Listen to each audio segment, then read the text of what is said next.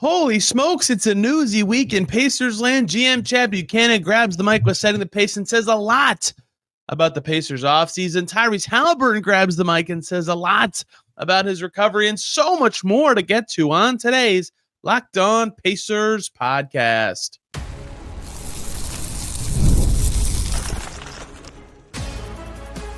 You are Locked On Pacers, your daily Indiana Pacers podcast. Part of the Locked On Podcast Network, your team every day. What's up, everybody? Happy Wednesday, and welcome into another edition of the Locked On Pacers podcast, where we, of course, talk about the Indiana Pacers. As always, my name's Tony East. I cover the team for Forbes, and today I'm back, and a lot happened. Whew. I've been gone for about 2.5 days, and since then, Tyrese Haliburton sat down on Pat McAfee and talked about his injury and recovery and the Pacers run. And Chad Buchanan went on setting the pace and talked about the offseason and revealed some news about all sorts of stuff. And TJ McConnell wrote an article in the Players Tribune. And oh my gosh, the notebook just kept growing and growing and growing. And I thought, man, these would all be great segments, but not a full show. Well, perfect. I got enough for a full show. We have a lot to break down. And the reason I want to throw this all into one episode is because, one, it's actually very important information. And two, I'm going to cite this stuff a bunch. Going forward, it's important to point back and say, hey, right there, that's where you can find it. I'll put links to where you can find everything referenced today in the description here. We start with Chad Buchanan, the Pacers general manager. He went on setting the pace with Alex Golden, who was on the show Monday as we recapped Summer League. I think on that show we talked about, hey, go check this out. Chad Buchanan's going on their show. Really good stuff. First of all, they covered a ton of ground, nearly an hour. Really nice of Chad Buchanan to do that, and good at the setting the pace guys to get a lot out of it. So first of all, the most direct next coming thing that we know about in the Pacers offseason would be them wrapping up their two ways. And it sounds like from Chad Buchanan there that Taylor Peter is likely to get the last two-way spot. That is, I think everybody thought after Summer League Taylor Peter deserved a two-way. The question was more about, would Enrique Freeman get one and they convert somebody else, or would Enrique Freeman not get one? So one, good for Taylor Peter. He deserves it. That makes good sense. Two, the other thing he kind of subtly dropped in is they liked Ray J. Dennis's Summer League. He's somebody they want to keep. I think that given their point guard situation, that makes good sense, but having that concrete on the record is good to know. And then Enrique, it just seemed like the way he discussed him, bringing up all four centers, it just seemed like he'd be on the outs. You know, my case has always been they should convert Q, cut a center, and keep Enrique. But I did say when I made that case that Enrique is worse than the four centers that they have. They do have four better centers now. So if they do go that route, I totally get it. And I believe in the interim between that interview and me talking right now, the Pacers actually pulled Freeman's qualifying offer, which means he'd be an unrestricted free agent. I need to check with people on that, but I'm fairly certain that that's the case. And if that is the case, I would put his odds at being back much lower than I would have in another reality. I'm almost certain other teams are interested in Enrique Freeman. So between Buchanan and other things there, it seems like Enrique Freeman less likely to be back than before. And in terms of beyond the two-way decision, Chad Buchanan said they're not like actively pursuing a point guard or another ball handler, right? If they have Quentin Jackson, Ray J. Dennis, and the 2-point guard they have four. I think they'll have to be very strategic how they handle those two ways, like keeping one guy active and not the other a lot of the time, because if one or both of Nembhard and McConnell get hurt, they would really need those guys, and they can always figure something out midseason, right? Tony Bradley's non-guaranteed till January. He could be waived midseason. Wiseman's partially guaranteed. They could always make trades. Like, there's a lot of ways they could eventually figure out point guard. Just looking at the immediate barrier in front of them, it sure seems like that's the four they're going with if they're not actively pursuing somebody. But, of course, if something great falls in their lap, they should do that.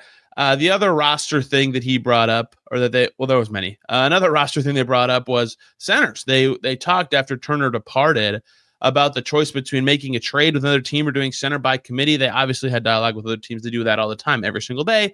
But they chose the committee approach, and they've liked J. Huff for a bit. He actually mentioned the specific game, which is very funny because, so first of all, Chad Buchanan mentioned that they like J. Huff. They think he can be a spacing five. They like that some of those skills replicate what Miles Turner could do, which was important. The other thing that was funny is he brought up a specific game of J. Huff, which was in the playoffs 3 playoffs ago now for the Mad Ants. Now the Mad Ants. Then they played the Washington or the DC Go-Go, the Capital City Go-Go. There we go. Third tries the charm. They lost that game. And Chad Buchanan remembers, wow, Jay Huff played really well in that game. And it was like one of the many memories he has of the scouting Jay Huff experience.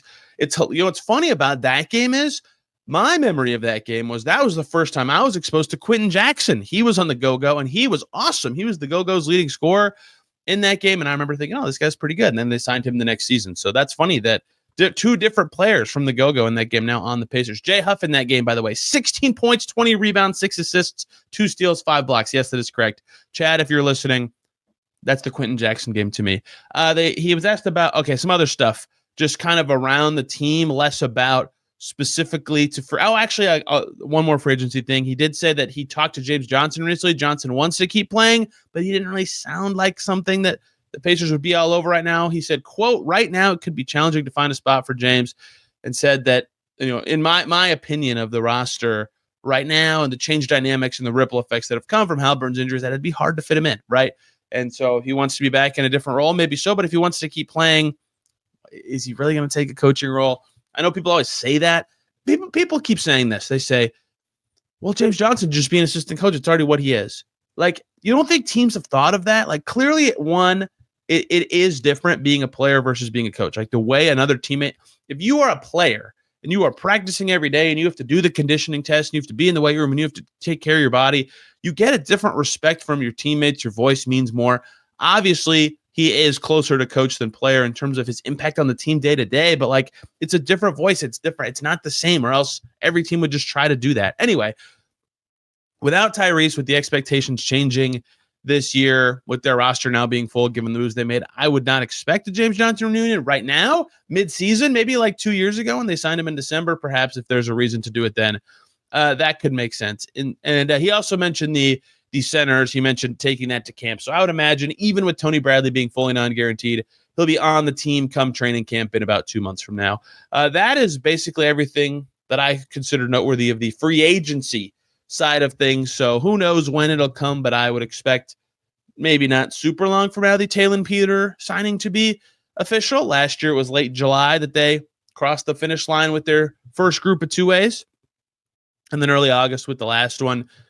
There's many reasons it could happen on a specific day. There's no absolutely perfect important time it has to happen. So just keep an eye out for that.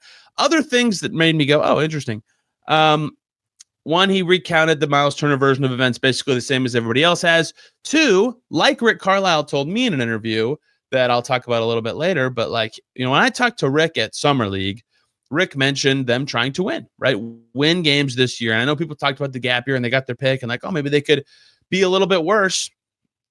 And Rick talked about them being better, right? He said, the end of one of Rick's quotes to me was, we're trying to win. Chad Buchanan said they don't view it as a gap year. They are also trying to win, right? So I get that they might have a certain ceiling that's lower, and that is a fair way to discuss their season. I think the Pacers would tell you their ceiling is lower this season, but they're going, I think, to try to win with the resources that they have. It's kind of hard not to. They have a lot of guys who will be extension eligible next year that are playing for something. They have good players in their team. Obviously, maybe they'll be a little bit more, let's say,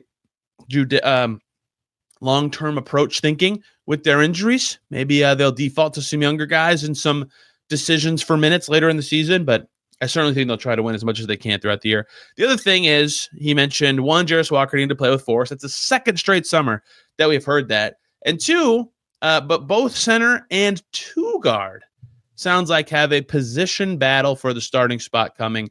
So two guard or center obviously makes sense. I think Jackson should have the inside track. He knows the system well. He's probably the best player of the group, but Huff provides the most Miles Turner-y things. I'd put those two as the top two for that job right now. And then he said two guard, and then obviously one of the guard spots would be open with Haliburton. Now two guard with Nembhard moving down, so I think you can pen in Sharpie and whatever. Obviously you could have done this anyway, but Nembhard, Nesmith, and Siakam are starting. Who are the other two going to be? And he mentioned two guard, and then he said there's a lot of competition coming in training camp for that. And he mentioned Ben Mathurin. Got it. Ben Shepherd. Makes sense. They started him when Haliburton got hurt 2 years ago in the Eastern Conference Finals, for example, although Mathurin started last year in the place of Aaron Nesmith and did quite well. That was a different context. And then he mentioned Jarris Walker, Aaron Nesmith, and Johnny Furphy. And he talked about Nembhard's ball handling and how that's been important. So I think there might be certain skills they look for in that spot. I think that Ben Mathurin should have the inside track for that spot. I think that makes the most sense. But I do understand them looking at certain other skills. We'll see how they do it. But I think Mathurin and Jackson would be my starters. You can listen to the rest of that interview on Setting the Pace, where you can hear from Chad Buchanan. The other breaking news, that's my segue into segment 2. They did apply for and receive a disabled player exception. The Pacers did for Tyrese Haliburton's injury. As if you needed more confirmation, he's almost certainly going to be out for all of next season, beyond Kevin Pritchard literally telling us that he's not going to play next year. That is another one. An independent team of doctors determined it's very likely he's out through at least next June. So that's one key thing there. The other part of that is that's a salary cap exception. I keep getting asked this. Tony, what does this mean? Why would they even apply for it if they can't use it, or if they can't use it in effect? So let's talk about it. I'll keep this brief and not get too dorky. But so first of all, people keep saying it's half his salary. It's not. So a disabled player exception is for either half of an injured player's salary or the amount of the non-taxpayer mid-level exception, whichever number of those numbers is lower. In this case, the non-tax mid-level is lower. So the disabled player exception for Haliburton is only $14.1 million. I've actually been talking to people in and out of the league about how I would change that specific rule, but that's not important for this podcast. So they have a $14 million disabled player exception. It's basically another mid-level exception. It allows them to add a player, in this case, specifically on a one-year deal, making that $14.1 million number or less. And they can do it via trade or via a signing. So that's great. They can add another player. It's not an extra roster spot, right? Haliburton still counts as one of their 15 players on the team. So they'd have to be under 15 players to use that. The other thing is they are less than $14 million from the tax. I think it's kind of over with Turner gone and Haliburton hurt on them crossing the tax, unless it's like they're getting LeBron James for $14 million.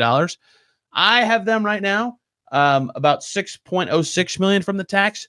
So there's no way they're using all $14 million of that exception, even like the mid-level. I don't think they'd use all of their mid-level or any at this stage, maybe later in the season. So they have it. People say, why even apply for it then if you can't use all of it? Because you might, right? What if you trade, like I'll make up an example. Like what if a team offered you the perfect fit for your team making $14 million and all they wanted in return was Johnny Furphy or Cam Jones? Great. You can legally do that. You could take that player into the exception and then trade out that player making next to nothing. And that's a legal trade because you have this extra salary cap exception to do it. Then if you can create a trade exception in some goofy ways. Like it just adds flexibility for other moves, right? If you end up doing a trade that would be legal for salary matching for the other team, but you take the player in to the exception, you could get a trade exception. The better question to ask for people who say why apply for it is why not, right? Why not have the extra tool? Even if you're not going to use it, you just never know what's going to be available. I talked about James Wiseman creating a trade exception at the trade deadline for his minimum salary, and everybody says, why? Who cares? It's a small trade exception. Those don't get used. And then they used it to bring in J Huff. Like you just never know what these resources can provide or will lead to. So that is the DPE to this point situation. And speaking of Tyrese Haliburton, he, like me right now, also grabbed the mic. He went on Pat McAfee for almost an hour. Also, man, we're blessed with more information from the Pacers. What did Haliburton say? Does it change anything about the indication for the coming season? So much more to get to today on Locked On Pacers. But before we do that, we got to talk about FanDuel. Summer sports are in full swing, whether you're all about baseball under the lights, golf on the green, or high-stakes soccer action. FanDuel is the best way to make every game even more exciting. You're already following the action. Why not make it a little bit more thrilling? With FanDuel, you can get in on the game while your friends are getting sunburned at the beach. So many people use FanDuel to track their favorite matchups, and the app keeps it fresh with new daily promotions and fun ways to bet. It's easy to use. They pay out quickly, and it makes regular season games feel like must-watch events. Whether you're placing a same-game parlay or watching a bet right into the ninth inning, FanDuel makes you feel like you are a part of the action. If you're new to FanDuel, perfect timing. New customers can bet just $5 and get $150 in bonus bets if your first bet wins. Open the FanDuel app today or visit FanDuel.com to get started. We're back here on Locked On Pacers. Thanks for making us your first listen today and every single day. Or second listen, Locked On Suns. They made some maneuvers. They brought in two players on Tuesday. Jared Butler, who I talked about on the Pacers free agency show I did earlier this week. Love Jared Butler. That's a great pickup for the Suns. And they claimed Jordan Goodwin, who's also a good player on an awesome contract. A really good day for the Suns. Locked On Suns. We'll have more. I actually made the case to somebody tweeting at me that I wouldn't think it was crazy if the Pacers put in a waiver claim for Jordan Goodwin, but the Suns would have had a higher waiver claim. We will never know. I'm also getting a tweet of a photoshopped Russell Westbrook Pacers uniform that says yes to Westbrook. That makes no sense for the Pacers or Russell Westbrook. So that's an easy one to skip ahead on. Okay. Whew, let's continue. I also just saw the Johnny Furphy one on ESPN. So many Pacers players are just yapping right now. Okay, Tyrese Haliburton yapped. He was on Pat McAfee talking about his injury, the moment it happened. It was really interesting to hear about what he was kind of thinking about because, like it's so natural. Everybody's talking about how they were distracted in game. Like I was too. I think all of you listening were probably distracted, couldn't think about the game. Everybody was thinking about the next season, what this injury is, could he come back? He said all he was thinking about was that game 7, right? He wasn't thinking ahead at all. He wasn't thinking about next season in any way, which was really interesting, right? I always wonder what he's so crushed on the floor. Like it makes sense that he's locked into this specific game where the net looks like it's twice as big as normal and he's just throwing it in easy. That was really heartbreaking to hear. However, the rest of the informative stuff, more so than that, was he talked about kind of the trajectory of his playoffs with regards to the injury. I think this is kind of important to talk about because it's so easy for a lot of people, I think, to say, he shouldn't play. He shouldn't play. I thought he should play in game 7, to be clear. But he said he felt good throughout the whole playoffs. In game 2, he started to feel a little bit of pain in the back of his leg, and he thought it was dehydration at the time. Like he was kind of like antsy about the game. He didn't focus on water enough that day. So he had the MRI after that game, right? Some swelling, but not a real concern. They play games 3 and 4. They play great in game 3 and win. They coulda, shoulda, woulda won game 4. He said he feels fine. And then game 5, he's caught up with Chet. And that's when he has the calf injury moment. And he realizes then that it's a strain. And after that is when he had a meeting with doctors in the whole front office. And if it was the regular season, they determined he'd be sitting a few weeks. But that's kind of when he realized that what it was. But he said in that meeting, if there was any chance he could play, that he would, and they said there was, and he passed a stress test before game 6, and off he goes.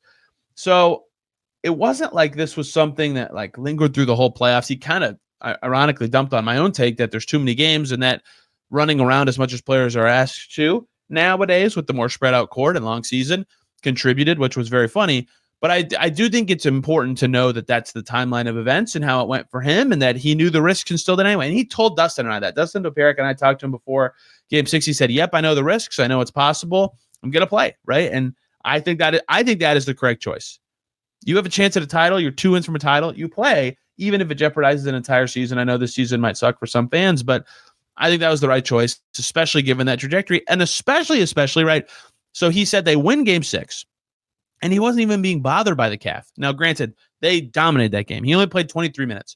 So that could be part of it. But he thought it was over. He said he thought it was over after that and felt nothing going into game 7.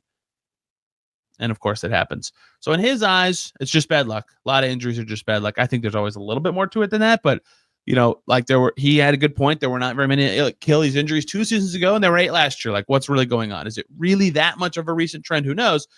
The other revealing part that I found very entertaining that I would love to talk to Kevin Durant about is Tyrese said he talked to Kevin Durant about this. Kevin Durant, kind of the face of this type of Achilles injury, the calf into Achilles pipeline. They, of course, happened to both of them in the finals. And I thought I got a kick out of Ty saying that KD doesn't really like that he's kind of become the face of this devastating injury just because of when it happened to him. And, of course, KD comes back and is still awesome. And so in some ways, it stinks for Durant that he's the face of it, but he's going to be a reference point for Haliburton the whole season of like, that is the hope if you're the Pacers. Now, Kevin Durant's game does not rely on the same kind of muscle movements as Haliburton's, but Kevin Durant came back and it has still been sensational, like spectacular sensational ever since. Achilles recoveries are better now than they've ever been, but you just never really know what it's going to look like. Some guys aren't as good, right? It's just different. It's a different experience. You never know what the rehab experience will lead to for the rest of your body. Kevin Durant went to Haliburton's house in this case, and they talked about that. So that is what the Achilles path for Haliburton, who said this coming season, he wants to be around the team as much as possible. It's his teammates. He loves them. They're family to him. But he said probably early in the year, right? Travel won't be as possible. Makes sense. He'll have to rehab. Once he can, he really not only wants to be around his teammates, but he wants to be around Rick Carlisle and the coaching staff and kind of in those coaching meetings, get that kind of side of things more ingrained there so he can understand what's going on day to day, all that kind of stuff. Really informative, kind of his approach to the coming season, knowing he's going to be out and rehabbing the whole time. Also, the last injury-related thing is he mentioned that in Game 7, he's hurt, he's down. He wanted to, like Kobe Bryant did, walk off the court himself and he took one step and was like, nope, that's not happening. He gave Kobe a lot of praise for taking that free throw on a torn Achilles because he couldn't put anything on it. He felt like his leg wasn't even there, he said. Of course, James Johnson and a trainer carry him back, and the rest is history. But that was his first public comments about the injury, I think, since it happened, unless I missed some interview. I mean, obviously, he's been yapping it up at Fever Games, but talking about the injury and the Pacers and everything, I think that was the first time. Very revealing. Pat McAfee Show earlier this week. I can't remember the exact day. I think it was Tuesday. It might have been Monday. Regardless, you'll learn a lot about his psyche and all that kind of stuff. He talks a lot about the playoff run, and they talk about the overrated stuff. They talked a lot about, and then with, kind of, John Haliburton, which was a delight. Always good to hear from John and about John. So you'll learn a lot if you watch that. The other part, obviously, that fans want to know. I asked Kevin Pritchard this. I said, Kevin, how does Tyrese feel about the departure of Miles Turner? And Kevin, as he should, to be clear, did not give me the answer. Said he's going to keep that private. Okay. Ty talked about it. He said people in India have taken a liking to Miles after these last 10 years, but he said at the end of the day, it's a business. All right. The classic NBA player talking about another NBA player line. It's always funny that people players talk about not wanting to mess with other players' money. And then when a player takes the money, everybody's like, wait, not like that. But anyway, Ty didn't say that. That's just a thought that popped into my head about NBA players. He said he wishes Miles the best, and now Tyrese turns his focus to his current team. And that's that. He'll get another question about that on Pacers Media Day in a couple months, I'm sure. He'll have to answer it for a while. But there's so much more in there than the stuff I just talked about. Ty talked about the fever, being an Indy, W All-Star, all sorts of stuff about his rehab, like the challenge of eating breakfast at his house, for example, his timeline with crutches. I don't want to spoil everything. I just want to run through the parts that I found to be the most revealing and important. But he is out for the year.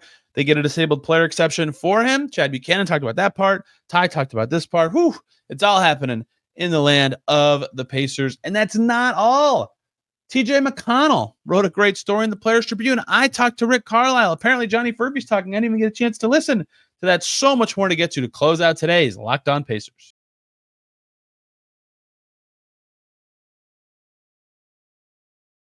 We're back here on Locked On Pacers. Thanks for making the show first listen today and every single day, or second listen. Many choices, although the free agency period is dying down. I would say Locked On Celtics because I'm very interested in their offseason of late, especially as Ben Simmons got linked to them today. That doesn't really make a ton of sense to me. But regardless, John Corrales can break down the selling moves the Celtics made. How good can they really be? What's coming for them? They're a fascinating team to me. All right, I talked about them getting worse on the moves around the league that impacted the Pacers show yesterday, and I still obviously believe that, but they're set up pretty well to potentially bounce back when the Tatum return comes one season from now.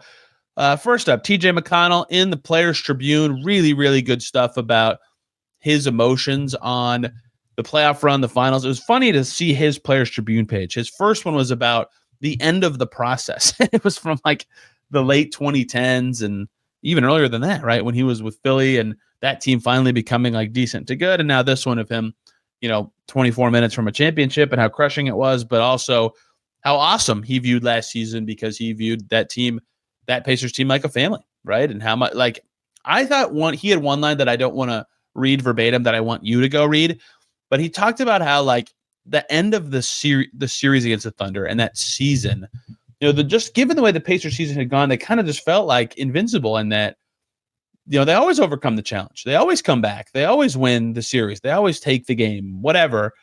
And they didn't in that game. And it was wait, that's it? We don't get to do it? It didn't have the same form of finality as the rest of their playoff run did, where everything was so grand and crazy and exciting. They always got a chance to fight back or do something epic. And they did every single time. They didn't get another chance. It's just a weird kind of reality of the whole playoff run. The other part of that he wrote in there that I could talk about now is there's that video of him walking off the court, in Game 7. And everybody's like, oh, it's TJ and his mom. And I told people that I knew. I was like, that's not his mom. But I didn't. It was a Pacer staffer. I didn't want to say much about it because these people like to keep those moments private. But TJ wrote about it. So if you want to know who that actually was and why that was a perfect lead for him to describe kind of the finals experience, I'd highly recommend reading that piece from TJ McConnell. I love those Players Tribune things. I know that they have a staff of people who can help them and doll it up and make it good. But getting players' thoughts that directly usually happens because they're very passionate about like their current situation with their team. TJ McConnell. There you go. Okay, the last thing here. I talked to Rick Carlisle at Summer League. I've talked about some of his answers on this podcast already, but you can read that interview in Forbes. It's like 2 stories ago. For me, I asked him about appreciating their playoff run, but let me read you a few answers that I think fans will enjoy. I asked him about losing Miles Turner. I said, were you surprised to have lost Miles Turner? And then in the same question, I wish I put this up in retrospect. I said, you've done a center by committee approach before. How do you expect that to go for the Pacers this year? Combined for those things, he said, we'll be fine. That's it.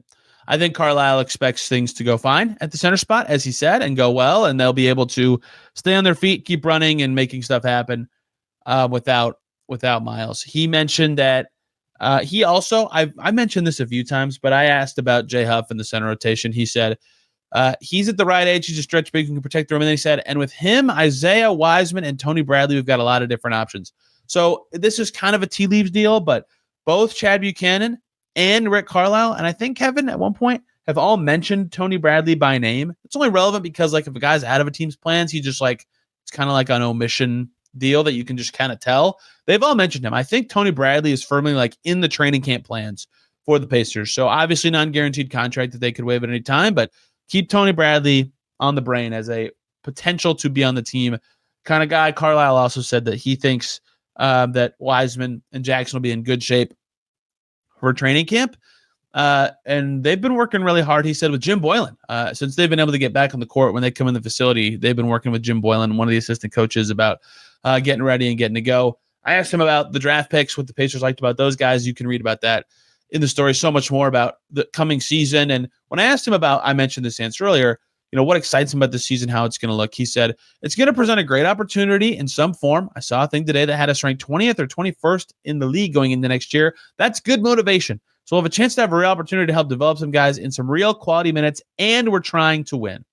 So I think that is kind of what this season is, that blend of develop those guys, give them big minutes, but try to win in that exact scenario. We talked about Furphy. We talked about Jarris's recovery and so much more. Again, you can read that story in Forbes, and of course, so much more coming. I have a combo with another Pacers player that'll be up at some point. I want to write about the DPE because a lot of people have questions about that disabled player stuff and so much more. Suddenly, it's busy in Pacerland, and we'll have all of it right here on Locked On Pacers. Presuming no signing, tomorrow's show, Tyler Smith's going to stop by. We're going to try to build out the Pacers rotation and figure out the minutes for every player at every position, as I do every offseason.